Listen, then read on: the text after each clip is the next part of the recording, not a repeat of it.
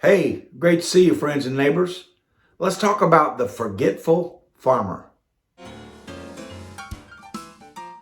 Welcome to A Word for Wednesday. Thank you so much for joining us. Each Wednesday, you will find Boggs Family Ministries is here with our host, Davy Boggs. Having you along with us is a wonderful addition. Now, let's enjoy together A Word for Wednesday. Thank you, Brother Devin, and thank you for joining us on A Word for Wednesday. I hope you're having a great week. The Lord has been near us, and we're enjoying His blessings. I want to talk to you from an old sermon that I preached many years ago that I entitled The Forgetful Farmer. Now, it says here on the top of my notes, I took a picture of my notes, adapted from Preacher's Goldmine, page 41. Preacher's Goldmine is actually a series of little loose leaf notebooks put out many, many years ago. And I don't have them with me, so I don't know if these points were from Preacher's Goldmine or the thought was from Preacher's Goldmine, but I will give it to you in the form that I preached this over 20 years ago. It's got a lot of great stuff in it. The Forgetful Farmer. Let's start with the scripture reading in Luke chapter 12, verse number 15. And Jesus said unto them, take heed, watch closely, and beware of covetousness. For a man's life consisteth not in the abundance of the things which he possesseth. That'd be a sermon right there. That is not the prevalent feeling of today. Everything's about what I can get. But Jesus said our life does not consist, is not made up of things that we can possess, things that we can, the abundance of things that we can hold on to.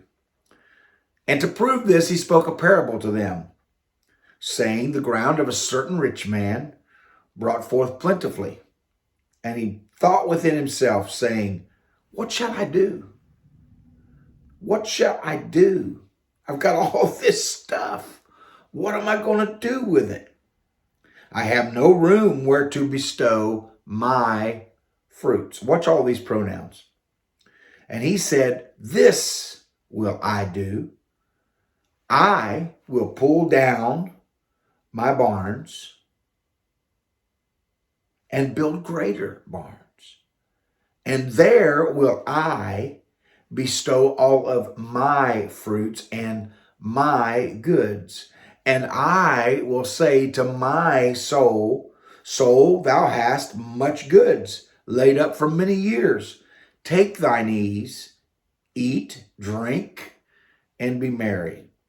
But God said unto him, thou fool, this night thy soul shall be required of thee. Then who shall those things be which thou hast provided? So it is he that layeth up treasure for himself and is not rich toward God. Now let me just stop a moment. He never condemns laying up for our future. He never condemns that. He doesn't condemn you planning for your retirement and not wanting to live on the little that Social Security may bring to you. He doesn't condemn that. But what he condemns is us laying up for ourselves and not being rich toward God. And I call this farmer the forgetful farmer because this farmer leaves us a great life lesson. We may, as a matter of course, lay up all the things we want to lay up, but do not forget things that God intends for you to remember. Forgetfulness, as a matter of course, is part of my everyday life, but there are a few things I must not forget. Follow this man with me just a moment, will you? I won't be long. First, while thinking of his gifts, he forgot the giver. He thought within himself, I did this. Look at my goods that I have laid up. What shall I do? Because I have nowhere to bestow my fruits. This will I do. I will pull down my barns, and I will build greater barns, and I will bestow all my fruits and my goods. So in all of his gifts, he forgot the giver. He made the foolish mistake of thinking, I have done this myself. He forgot that every good and perfect gift cometh down from above and cometh from the Father and not ourselves. He forgot who the giver was. In his gifts, he forgot the giver. Secondly, while thinking of himself, he forgot his neighbor. He forgot his neighbor. What about somebody else that may need something? If I have got so much that I need bigger barns to hold it all, could it be possible in the transfer of that goods, there might be a neighbor that doesn't have as much as me? He doesn't even think about that. He never considers the fact that he could bless someone with the things that he has been blessed of. While thinking of himself, he forgot his neighbor. He had more than he could ever use, yet he never considered helping someone else. He was more concerned with gaining than he was giving.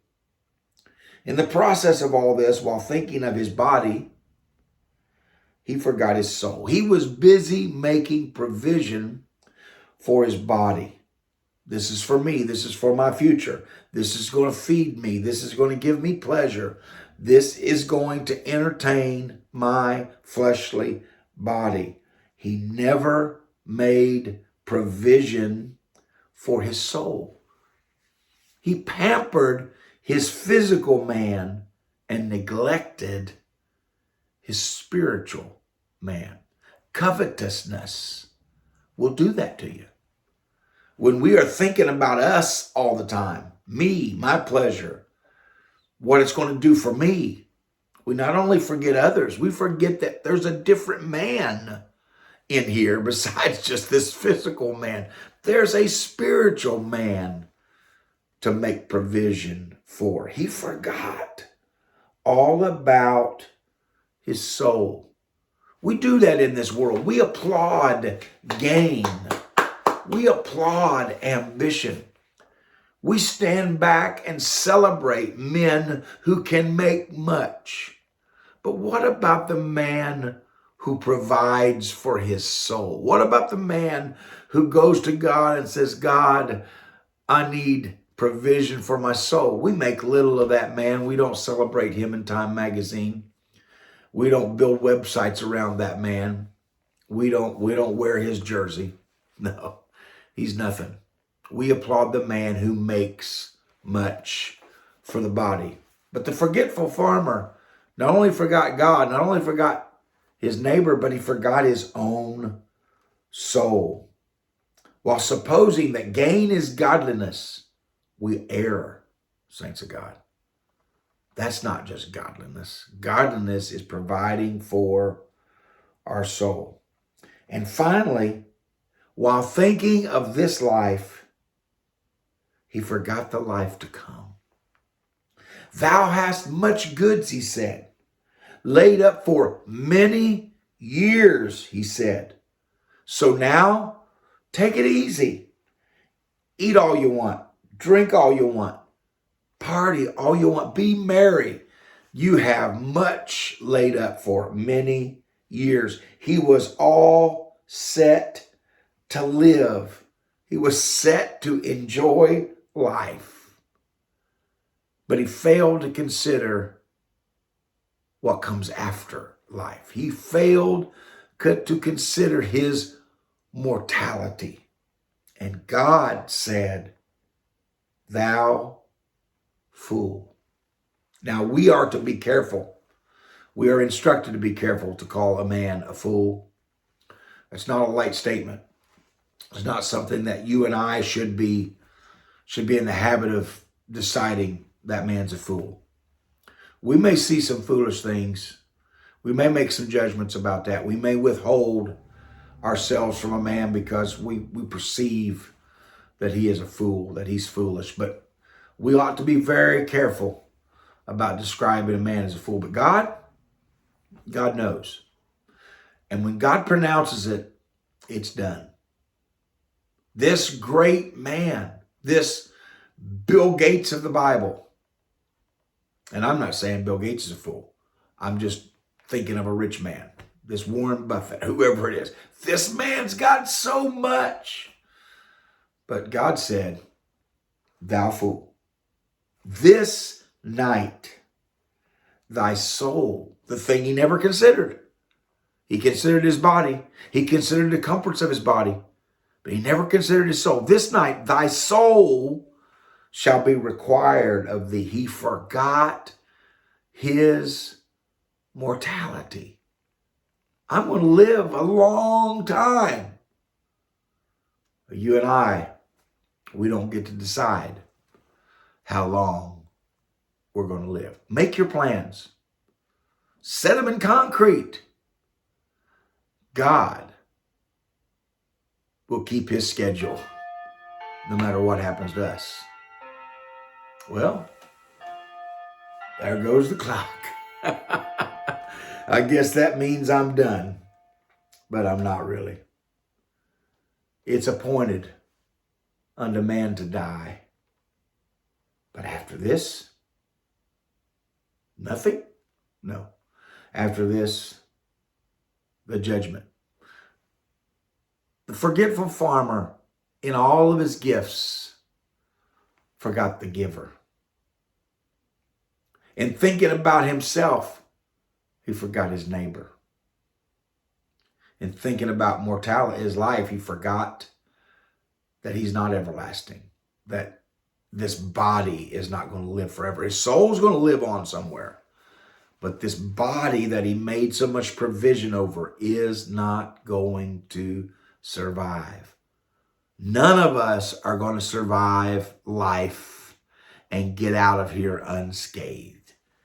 We need to keep in mind the giver. We need to keep in mind our soul. We need to keep in mind our neighbor. It will change our outlook on things that we possess. Death could come tonight. Death may come next year. Death may linger for a while, but it's going to come.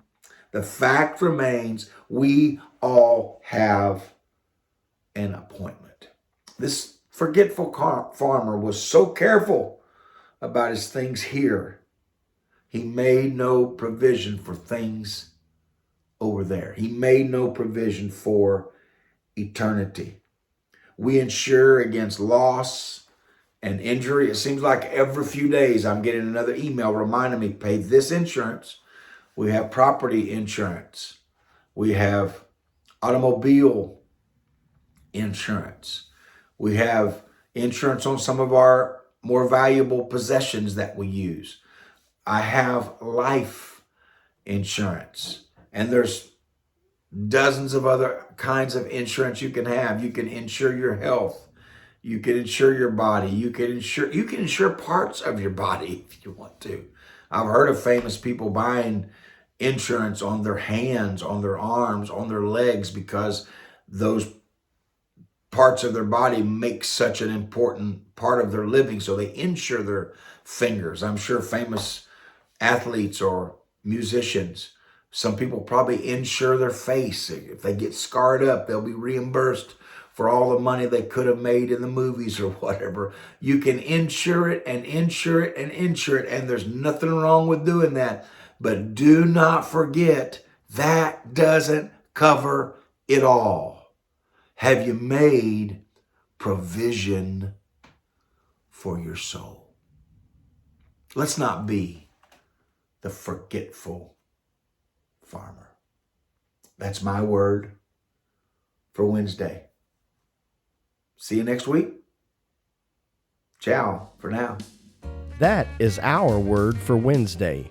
We are so glad that you've spent a few minutes with us today. If you've been touched by today's episode, please share it with your friends and family. We welcome your questions or comments below or by email. You can find the email address in the description, along with a link to Mile Markers, the website for Boggs Family Ministries. Also, please give this video a thumbs up and subscribe to our channel. Thank you again, and we hope to see you next Wednesday.